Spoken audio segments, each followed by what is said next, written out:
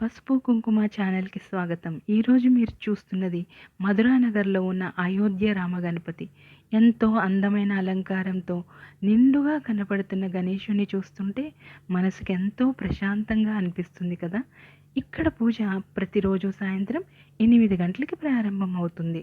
కొత్త పనుల ప్రారంభానికి ముందు మరియు ఆటంకాలు తొలగించడానికి వినాయకుడిని పూజించడం మన సాంప్రదాయంలో తరతరాలుగా వస్తున్న ఆచారం.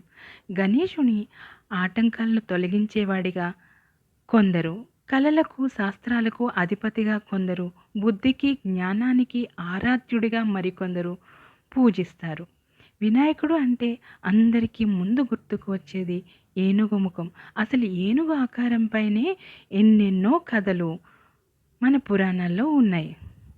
వినాయకుని తొండము ఓంకారానికి సంకేతంగా, ఏనుగు తల జ్ఞానానికి యోగానికి చిహ్నంగా, మనిషి శరీరము మాయకు ప్రకృతికి చిహ్నంగా, చేతిలో పరసు అజ్ఞానమును ఖండించడానికి సంకేతంగా, చేతిలో పాసము విఘ్నాలు కట్టిపడేసే సాధనంగా, విరిగిన దంతము త్యాగానికి చిహ్నంగా, మాల జ్ఞాన సముపార్జనగా, పెద్ద చెవులు ముక్కులు వినే కరుణామయుడిగా, పొట్టపై నాగబంధము శక్తికి కుండలినికి సంకేతముగా, ఎలుక వాహనము జ్ఞానికి అన్ని జీవుల పట్ల సమభావము కలిగి ఉండాలనేలా ఇలా పురాణాల్లో వినాయకుని గురించి ప్రస్తావించబడి ఉంది.